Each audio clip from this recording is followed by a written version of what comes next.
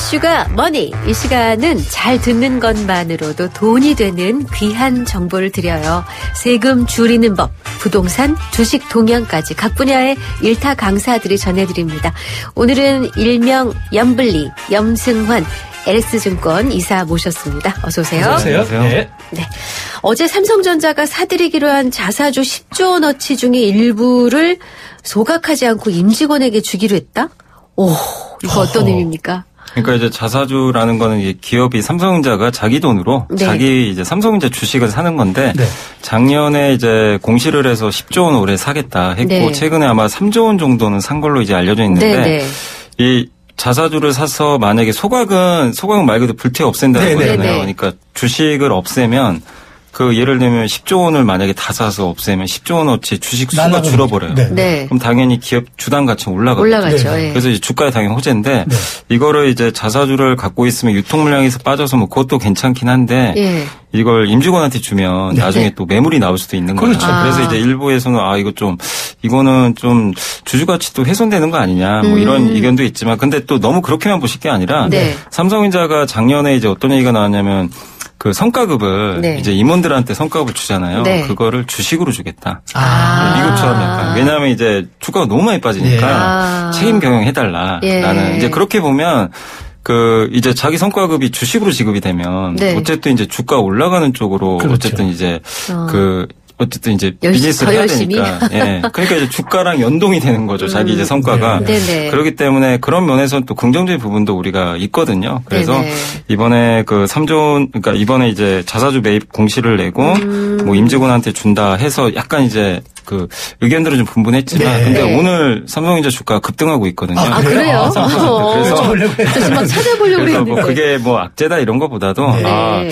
삼성 이제 임원들이 이 부분에 대해서 어쨌든 또 더 책임 있게 경영하지 않겠냐 이런 기대감도 있고 또 최근에 반도체 경기가 좀 돌아선다는 얘기가 좀 많이 나와요. 네, 지금 네. 이제 최악은 지나갔다. 네. 이런 얘기들 나오고 오늘은 또 이게 진짜인지는 우리가 확인해봐야 되겠지만 월스트리트 저널에서 나온 네. 거니까 단독 네. 보도로 한국에 어느 이제 뭐 남쪽 지역이라고만 좀 알려졌는데 네. 거기에 50조 원 규모의 데이터 센터를 짓는다. 네. 네. 이런 이제 보도가 뜬 거예요.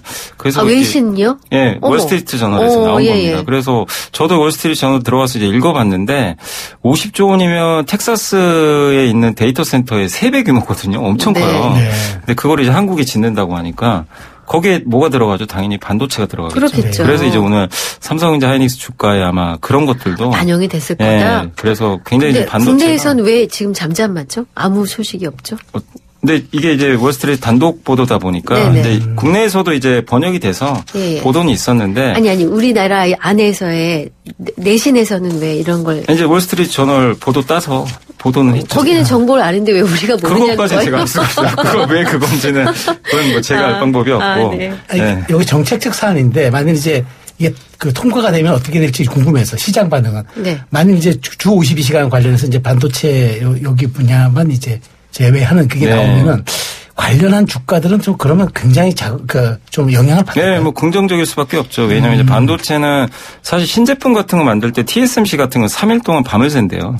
그러니까 예외 적용을 해요. 왜냐하면 거기에 집중해야 되고 이제 나중에 당연히 보상을 해주죠. 당연히. 네네. 근데 이제 우리 한국 같은 경우는 이제 엄격하게 그 관리가 되다 보니까 그렇죠. 그냥 근무하다 퇴근해야 퇴근해야죠. 되니까 네. 이게 연속성이 없는 거죠. 그래서 네. 우리나라에서 반도체 차지하는 게 너무 중요하잖아요. 그러니까요. 그러니까 그거는 이제 예외를 해야 된다. 네. 그리고 이제 어제 아마 그게 이제 기재위에서인가요? 산자위. 네, 산자위 네. 맞아요. 네네. 거기서 통과가 됐죠. 그 네네. K-칩스법이라고. 네, 그래서 이제 매출액 대비해서 이제 그 연구개발 비중이 네네. 이제 많은 기업들 같은 경우 이제 세제 혜택을 좀 주는 건데 네네. 그걸 더 올려버렸죠. 네. 그래서 그런 부분들을 봤을 때 어쨌든 이제 법 자체도 네. 좀 반도체 경쟁력을 올리는 쪽으로 좀 바뀌고 있잖아요. 그러니까요. 그래서 이런 부분들이 아마 오늘 주가에도 아마 긍정적으로 좀 작용하고 있는 것 그렇군요. 같습니다. 네네. 자, 이제 그 해외로 조금 시선을 돌려보겠습니다. 러시아하고 이제 우크라이나 종전 협상이 연일 보도되고 있는데 트럼프 대통령이 굉장히 서두르는 지금 그런 모양새입니다. 생각보다 오래 지속된 이제 러우 전쟁이 이제 3년 정도잖아요. 근데 이게 이제 종식되면은 글로벌 경제에 전체적으로 미치는 영향은 어떨까요? 일단 종전이 되면 공급망이 이제 완화되니까 당연히 좀 긍정적일 수밖에 네, 없죠. 네. 뭐 아시겠지만 거의 3년 전이죠. 그때 그러니까 3년 유가 급등하고 농산물 가격 급등하고 네. 저기에 또 곡창지대가 많잖아요. 그 밀 뭐 이런 데 많아서. 네. 그래서 난리가 난 적이 있고 실제 그것 때문에 물가 올라서 금리까지 맞아요. 오르고 예. 사실 레고랜드 사태가 어떻게 보면 근본 원인 중에 하나가 이 전쟁이 또 하나의 원인을 준 거예요.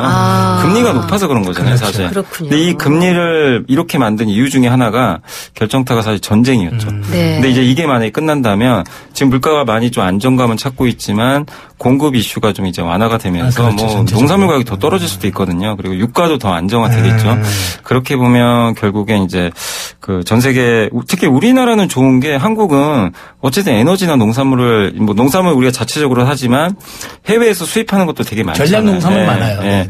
그렇기 때문에 그런 부분에 있어서는 상당히 또 어떻게 보면 이제 낮아진 가격에서 우리가 수입할 수 있기 네. 때문에 그런 부분들은 또 환율을 또 떨어뜨리거든요. 그렇죠. 그래서 여러모로 한국 경제는 이게 끝나는 게 좀 도움이 될 수밖에 없다. 그렇게 네. 좀 생각을 하고 예. 있습니다. 네. 근데 이제 유럽 증시 같은 경우에 이제 그 종전 소식이 이제 약간 희망적으로 들려오니까 이제 신고가를 경신하고 있다고 하는데 특히 방산주 랠리에 기름을 붓고 있다고 하는데 방산주가 전쟁이 끝나면 떨어져야 되는 거 아니에요? 글쎄 근데 말이에요. 저도 이제 그렇게 생각을 예전에 하고 있었는데 네. 그게 아니고 종전 이슈는 있는데 이제 종전이 될지 안 될지 아직 모르잖아요. 모르지만 그 EU 집행위원장이 이제 어제였어요. 어제 갑자기 이제 뭐라고 했냐면 그 유럽 국가들이 GDP 대비해서 이제 정부가 돈을 쓰잖아요. 네. 그걸 보통 재정 적자라 그러죠. 네, 네. 재정 얼마나 쓰냐. 그 GDP 대비해서 3% 이내로 써야 되거든요. 근데 거기에 국방비도 들어가겠죠. 그렇죠. 당연히. 근데 국방비는 거기서 빼자. 아. 그 얘기 뭐냐면 별도. 국방비 그냥 무제한 써도 상관이 없다는 거예요. 근데 이제 예전에는 그걸 지켜야 되니까 국방비를 쓰고 싶어도 못 써요.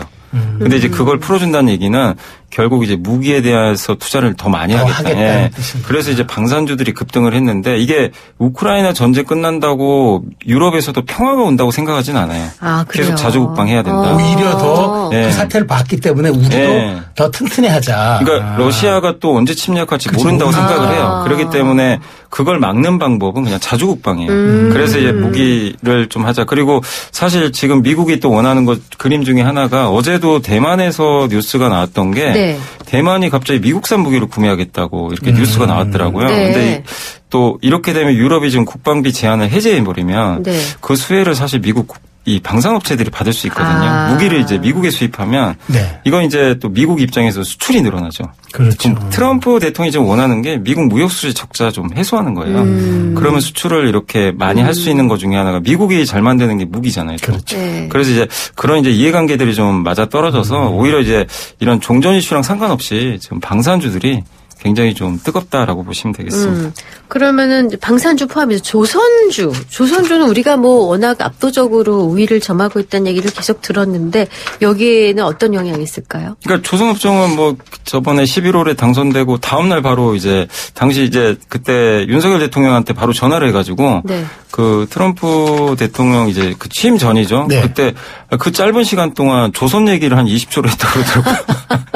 그러니까 이제 그때 이미 시작이 된 이미. 거죠. 왜냐하면 미국은 배를 못 만드는 국가 중에 하나예요. 예, 저희 YTN 2% 시작하기 직전에 YTN TV에서는 또 한 기자분이 수리를 못한다고 그러니까 하더라고요. 수리도 못해요. 이게 왜냐하면 조선 산업이 거의 망가져 있어요, 사실상. 그렇구나. 그리고 이제 여기서 우리나라 조선사 중에 최근에 이제 현대중공하고 하나오션이 유독 많이 오른 게 군함을 만드는 회사들이잖아요. 네. 근데 이 미국에서 다른 나라에서 군함을 만들진 않거든요. 자국에서만 만드는데. 그 보안 문제도 있고. 네, 근데 네. 이번에 법안이 하나 발의돼서 동맹국에서도 만들 수 있게. 동맹국. 미국 군함을. 와, 이게 그럼 통과가 우리네요. 되면 우리 한국 저기 이제 저 밑에 있는 저기 이제 그 조선소에서 난리 나겠네. 군함을 만들 수도 있는 거예요. 그러니까 이 시장이 어마어마한 시장이 열린다고 이제 생각을 하니까 네. 주가 좋고 또 아까 이제 그 유지보수 이제 수리하는 거 이걸 이제 우리가 보통 이제 MRO 사업이라고 많이들 네. 얘기를 하는데 이게 군함이든 뭐 조선이든 간에 이거 되게 오래 타잖아요. 네. 근데 이제 미국의 군함은 나이가 너무 많아요. 아. 점점 퇴역을 해야 돼요.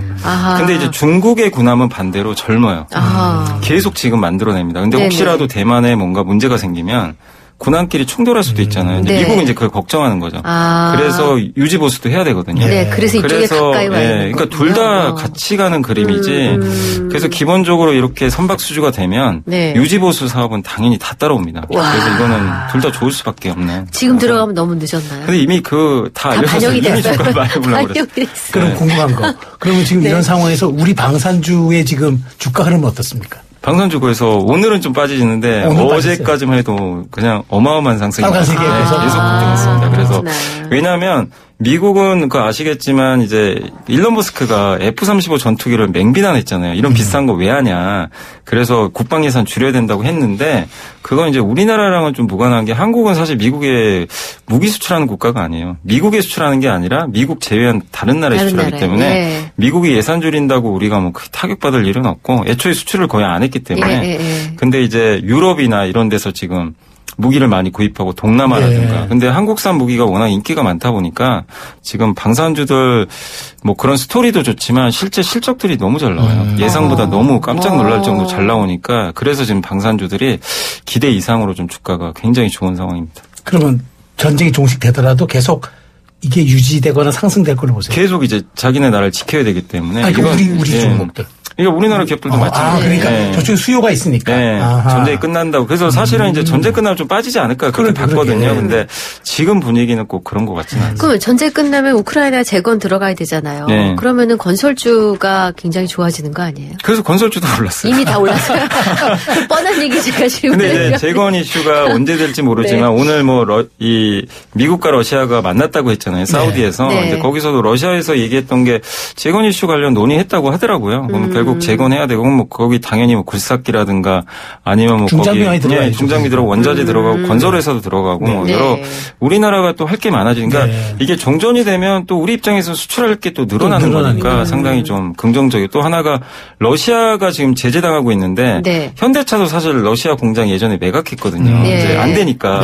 근데 그거를 다시 사올 수가 있는 권리가 있어요. 그래서 이제 러시아 사업을 또 재개할 수도 있기 때문에 왜냐하면 현대차는 러시아에서 1등 했었어요. 점유율이.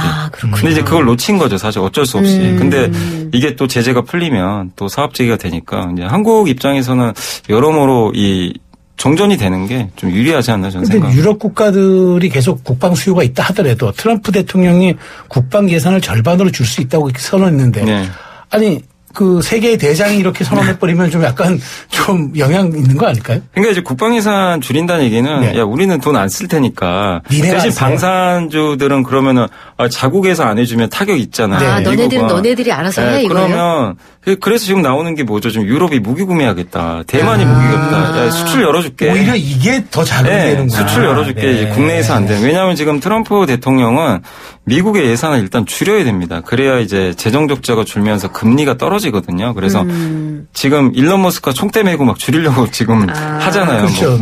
이제 자기 구조 조정하려고. 근데 이제 그러려면 국방 예산도 사실 깎아야 되거든요. 그런데 이제 방산업체들이 오면 타격을 받으니까 이걸 아마 수출로 돌리려는 거 아닌가 이렇게 예상을 하고 있습니다. 그 현재 방산 업종 내에서 제일 눈에 띄는 게 하나 에어로스페이스 있죠? 네네네. 뭐 천무, K9 납품량도 좋고 증권가도 목표 주가를 줄줄이 상향했는데 얘가 대장주인가요? 네, 대장주. 대장주는 그럼 앞으로도 계속? 아니, 뭐, 앞으로 계속 좋다고 이것보다도 이제 주가가 사실 엄청나게 오른 건 맞아요. 굉장히 많이 올랐는데 실적도 워낙 좋고 그리고 얼마에서 얼마 정도 올랐어요? 대략? 이게 지금 아마 거의 지금 제가 거의 한 50만 원까지 아마 간 걸로 아는데 시가총액이 아마 20조 넘었을 거예요. 저도 이제 저 갑자기 주가는 기억 안 나는데 시총이 아마 20조는 넘었을 겁니다. 옛날에 시가총액 뭐 거의 한 10배 올랐어요. 그러니까 이게 전문가와 일반인의 차이예요. 전문가는 시총을 얘기하고 일반인은 얼마에서 얼마 올랐어요. 네, 맞아요. 근데 시가총액 20조면 사실 어마어마하게 큰 이제 덩치라고 보시면 되겠는데 이게 어쨌든 지금 폴란드하고 저기 뭐 중동 쪽의 수출을 워낙 또 잘하고 있다 보니까 그렇군요. 그래서 지금 어쨌든 반가운 소식이네요. 트럼프가 지금 관세 전쟁 벌이고 있잖아요. 근데 이제 전선 같은 이제 전력기기 쪽은 이제 아직은 영향을 받지 않아서 그런지 여긴 좀 그 주가가 그러면 그렇게 반영되고 있습니까? 이쪽 분야도? 이쪽도 굉장히 뜨거웠다가 좀 최근에 조금 빠진 거는 빠졌어요. 이제 왜냐하면 뭐 관세 영향이 아예 없을 수는 없고요. 왜냐하면 이제 우리나라에 수출을 하니까. 그러니까. 근데 아직 뭐 변압기에 관세 부과하겠다는 얘기는 아직은 안 했고. 근데 저는 쉽지 않을 거라고 보는 이유 중에 하나가. 왜요? 왜냐하면 변압기를 미국이 잘 만드는 국가는 아니거든요. 아하. 근데 변압기는 필요하죠. 데이터 센터가 지금 엄청 지어야 되는데. 그래서 대부분 수입을 많이 해요. 근데 주로 어디서 수입하면 또 멕시코에서 수입을 해요. 근데 멕시코에 또 관세 부과하면 멕시코를 통해서 가는 이제 나라들은 좀 피해를 볼 수 있는데 그렇죠. 우리는 만약에 우리 같은 경우는 멕시코에도 관세를 부과하면 우리나라 기업들은 오히려 수혜를 받죠. 한국은 아직 관세가 아니잖아요. 아니니까. 그래서 그런 면에서 변압기는 그렇게까지 우려할 필요는 없고 그래서 우리가 관세 부과한다고 해서 무조건 떨 게 아니라 조선도 마찬가지지만 미국이 못하는 산업들 있죠. 근데 필요해요. 반드시. 그런 거는 트럼프가 사실 건들기가 지금 사실상 쉽진 않습니다. 그럼 우리나라 전력기기 관련한 업종이 좋아지겠는 건가요? 말이 이상하네요. 근데 여기도 이미 어마어마하게 올랐어요. 그러니까 다 올랐어요. 그러니까 이게 참 어려운 게 우리가 이제 좋다고 이런 걸 인식을 하잖아요. 근데 주가는 벌써 막 10배씩 올랐었어. 항상 우리는 공 뒤를 따라갑니다. 공 뒤를. 네. 일단 여기까지 듣고 전하는 말씀 잠깐 듣고 오겠습니다. 네, 수요일에 만납니다. 이슈가 머니 LS증권 염승환 이사와 더불어 주식 얘기하고 있습니다. 네, 자 이제 우리 이제 전력업계 얘기 좀 한번 볼게요. 국내 이제 전선 전력기기 업계는 이제 미국의 노후 전력망 교체, 그다음에 이제 데이터 수요 증가 이런 이제 그 요인들이 있어서 기대감이 좀 증폭되고 있다 이런 얘기들이 나오는데. 북미향 수주와 매출 비중도 증가하고 있다는데 지금 어느 정도 추세입니까? 그러니까 지금 우리나라 내수 비중은 어쨌든 이렇게 내수에서 이렇게 투자들이 많지 않다 보니까 근데 이제 최근에 이제 작년부터 북미에서 북미 그 전력망이요. 우리나라랑 다르게 정말 오래됐거든요. 옛날에 막 70년대, 80년대 향. 그래서 그걸 교체해야 되는데 그 변압기 중에서도 이제 이제 초고압 변압기가 많이 필요해요. 데이터 센터 같은 데서. 근데 이렇게 초고압으로 하는 이유는 우리가 이제 발전소에 전기 만들고 나면 전기를 우리 가정까지 오는데 손실이 엄청납니다, 사실. 그래서 일단 그거를 고압으로 한번 올려줘야 되거든요. 그리고 나서 이제 전송을 한 다음에 그걸 또 저압으로 낮춰줘야 돼요. 이제 그때마다 변압기가 다 필요해요, 사실은. 그래서 전력 손실을 최소화해서 하는데 그런 시설들이 사실 이제 미국에 별로 이제 없고 노후화된 거죠, 너무. 그리고 데이터 센터 때문에 지금 AI 때문에 데이터 센터 지출이 엄청 많잖아요. 그럼 전력은 그냥 24시간 거기에 계속 공급이 되니까 그래서 그런 부분 때문에 한국의 HD, 현대일렉트릭이나 이런 대표 기업들이 지금 계속해서 이제 미국 비중을 좀 높이면서 실제 수혜를 좀 많이 받고 있어. 그래서 기업들 실적도 좋지만 주가도 막 10배씩 올랐거든요. 그래서 지금 이제 북미가 사실은 우리한테 우리 변압기 회사들한테 엄청난 이제 효자 역할을 했는데 아까 이제 제가 뭐 월스트리트 저널에서 뭐 그 국내에도 아마 데이터 센터 지을 수도 있다는 보도 한번 설명해 줬잖아요. 근데 만약에 국내에서도 그런 일이 사실이라면 이게 이제 북미만 있는 게 아니라 한국에도 이제 그런 걸 또 공급을 해야 되니까 한국에서도 또 변압기라든가 이런 수요가 또 늘 수도 있거든요. 그러니까 지금 이게 꼭 북미 쪽이 좋아서 우리가 돈 번 것도 맞지만 이게 미국만 이렇게 투자할 건 아니거든요. 전 세계가 다 지금 AI 투자를 하고 있는데 AI를 하기 위한 기본 조건은 전기가 24시간 공급이 안 되면 사실상 AI 할 수가 없는 거죠. 그래서 변압기가 상당히 중요할 수밖에 없고 이거를 제대로 만드는 국가가 사실 전 세계에 몇 개 없기 때문에 한국 기업들이 좀 수혜를 많이 받고 있는 그런 상황입니다. 그렇군요. 자, 그런가 하면 그동안 좋은 실적을 보였던 K-미용 의료기기 올해도 좋을까요? 그 작년에 상반기까지 좋았다가 하반기는 조금 이제 약간 좀 실적은 좋아요. 좋긴 한데 이제 주가가 역시 좀 많이 올랐고 여기도 역시 북미예요. 북미가 이제 워낙 좋다 보니까. 근데 문제는 여기도 또 관세 부과할 수도 있잖아요. 그렇죠. 그러다 보니까 좀 이제 약간 이제 스트레스 받는 거죠. 기업들 주가가. 근데 미용 의료기기가 뭘 말하는 거예요? 뭐 미용 의료기기 같은 거 이제 우리 이제 여기 뭐 보톡스 같은 것도 있을 거고. 그러니까 의료기기가 아니라 기기죠. 다 기기예요. 장비예요. 장비 뭐 장비도 들어가고 이제 그런 걸 다 포함하는 건데 어쨌든 뭐 그것만 있는 게 아니라 요즘에는 뭐 그 가정에서 하는 필러도 있고 맞아요. 가정용 무슨 있어요. 이렇게 얼굴에다 쏘는 거. 그것도 미국에 수출하고 있고. 되게 좀 다양하죠. 그래서 네. 이제 우리 주로 이제 생각하는 건 이제 항상 이제 얼굴 쪽에 네. 안면 쪽을 좀 많이 하는데 안면만 있는 거 아니고 이제 몸 전체에 하는 그런 부분도 있는데 그게 이제 미국하고 특히 브라질 같은 데가 브라질이 전 세계 뷰티 시장 2위거든요.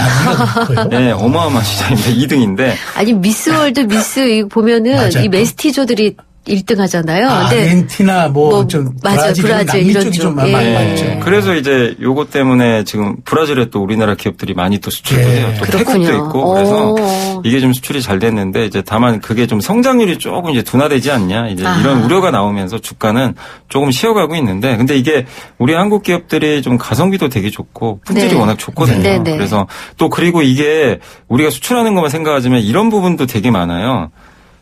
미국 사람이 한국 와서 만약에 돈 쓰고 가면 그건 이제 서비스 수출로 잡히거든요. 네네. 근데 사실 이제 우리 한국에 어느 특정 지역에 되게 그런 이제 미용이 피부과가 되게 많잖아요. 네네. 거기 보면 외국인들이 정말 많습니다. 한국에 와서 시술을 받고 가요. 네. 그것도 사실은 이제 미용기기 회사들 입장에선 그러네요. 당연히 돈이 되는 거죠. 당연히. 그렇군요. 네. 그러니까 왜냐하면 비행기값 감안해도 한국이 훨씬 싸다고 합니다. 그렇겠죠. 거기다 원하는 일정 맞춰주죠. 네, 손 빠르죠. 잘하죠. 막 그 의사분들이 그런 얘기 하더라고요.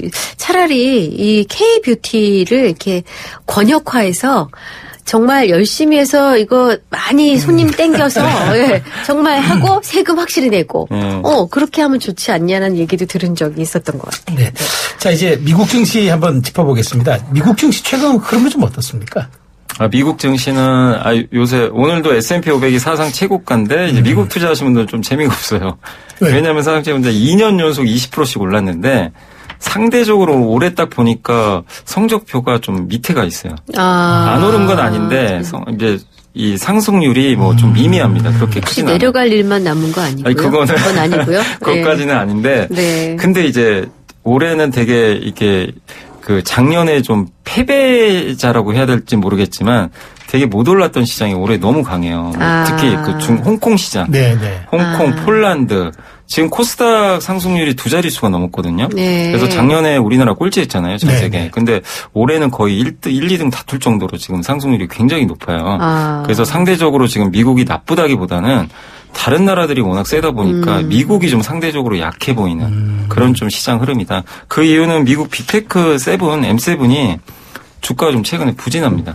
메타 빼고는 대부분 좀 지지부진하다 보니까 이들이 못 가면 미국 증시 오르기 좀 어렵거든요. 그렇군요. 그래서 좀 약간 답답한 시장입니다. 네네.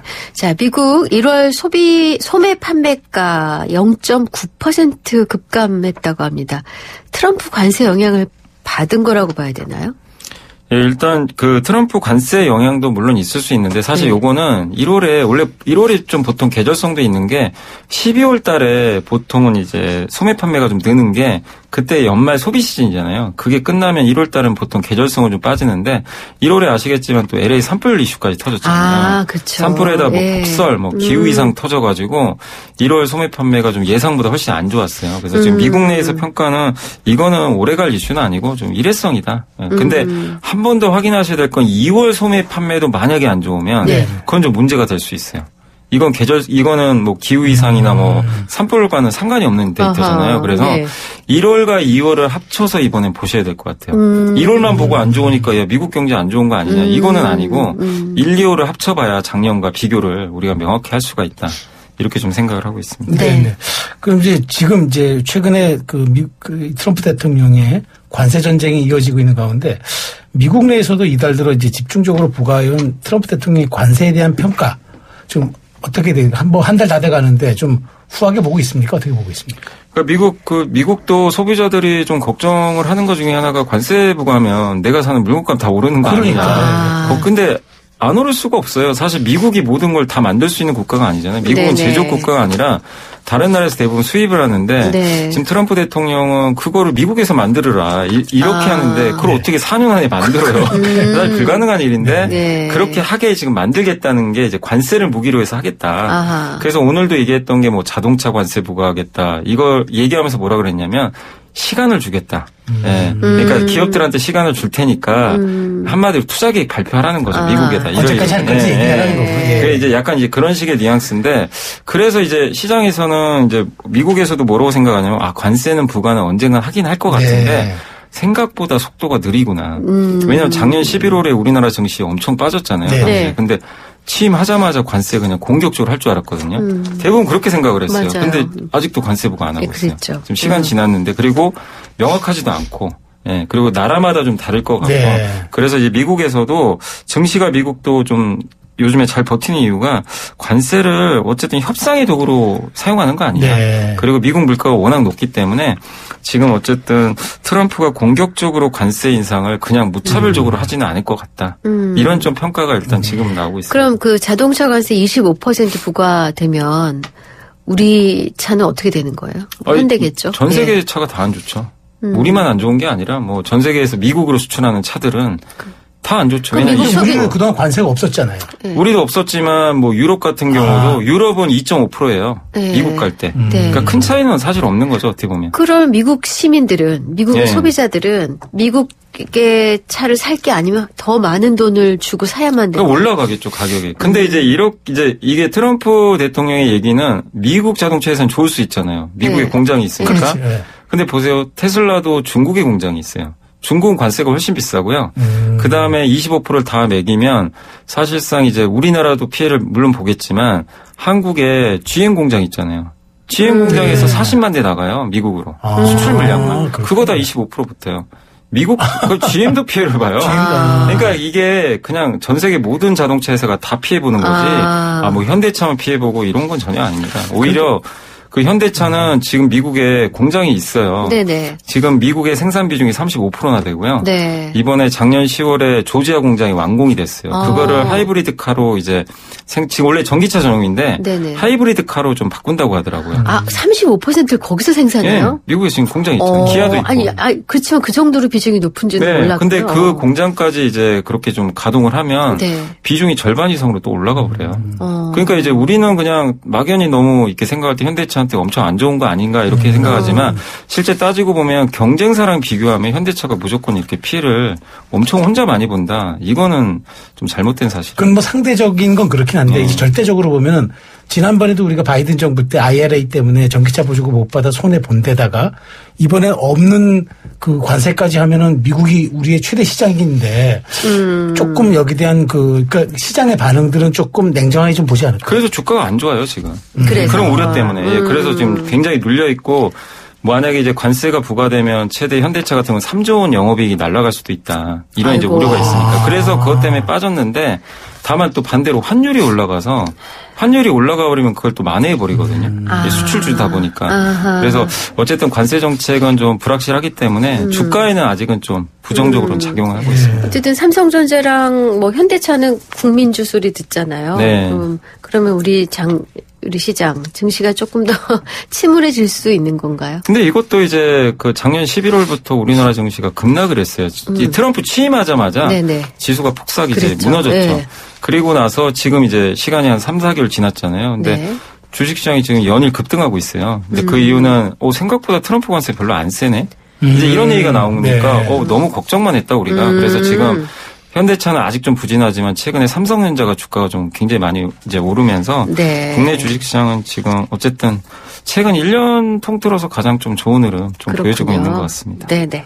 자, 그리고 이제 그 국가별로는 이제 보면은 올 들어 이제 탈중국 현상이 더 심해지는 움직임도 뚜렷한데 중국 경제를 대체해서 일명 알타시아가 부각되고 있다는 얘기인데 요거 좀 설명 좀 해주세요. 그러니까 알타시아라는 거는 이제 대안적 뭐 아시아 공급망이라고 그 약어인데 이제 중국 대신에 이제 공장을 어디로 옮길 거냐. 왜냐하면 중국에서 이제 미국에 수출하기가 좀 어려우니까 여기서 빼자. 애플 같은 경우가 인도로 좀 많이 가 있잖아요. 그리고 삼성전자도 옛날에 중국에 공장이 있는데 베트남에 아마 아시겠지만 거기 그 스마트폰 공장인데 그런 식으로 이제 빼는 거죠. 공장들을 이제 동남아나 이런 쪽인데 여기에 알타시아가 14개 국가인데 한국도 포함되어 있어요. 한국, 뭐 대만, 뭐 이렇게 태국, 뭐 방글라데시 뭐 이런 이제 국가를 의미하는데 이런 것들은 앞으로 더 이어질 수밖에 없는 게 어쨌든 탈중국 현상은 일시적인 게 아니고 트럼프 대통령도 좀 계속해서 중국 규제를 하고 있기 때문에 네. 계속 뭐 이어질 가능성이 있는 것 같습니다. 마지막으로 하나만 더 여쭤보겠습니다. 올 들어 세계 금괴가 런던에서 뉴욕으로 이동하는 움직임이 가장 뚜렷하다던데 이거 왜 그런 건가요? 이게 왜냐하면 관세를 금에도 매길 수가 있잖아요. 근데 명확하진 않아요. 명확하지 네. 않지만. 근데 미국의 뭐 투자은행이나 네. 투기적인 이제 투자자들이 그걸 이제 눈치를 챈 거죠. 그래서 미국 가격이 더 올라갈 거다. 근데 영국에 현물 거래소가 있어요. 네네. 네. 영국에서 사서요. 가져옵니다. 관세 매기기 전에. 지금 싸니까. 네. 매기기 그럼 전에. 이제 미리 사놓으면 관세를 부과하면 이제 그 가격이 오를 거 아니에요. 세금 때문에. 그래서 미리 지금 사재기를 해가지고. 근데 이게 우리나라도 요새 금 없다고 난리가 나잖아요. 맞아요. 저도 마찬가지겠죠. 그래서 이것도 뭐 아이디어인지 모르지만 어떤 거에 관세를 매긴다 그러면 그런 뭐 금속이나 이런데 예. 그러면은 그게 가격이 또 오를 수도 있어요. 뭐가 될지 제가 모르겠지만. 그래서 금도 그렇구나. 그것 때문에 알겠습니다. 오르고 있는 거죠. 그러면은 영화에서 나오는 것처럼 어떤 운송수단에 의해서 금괴가 가고 있겠군요. 그러겠죠. 이미 뭐 이제 현물을 옮기고 있으니까. 아유, 상상이 시나리오 하나 나오네요. 잘 들었습니다. 이슈가 뭐니 LS증권의 염승환 이사와 함께했습니다. 고맙습니다. 잘 들었습니다. 감사합니다.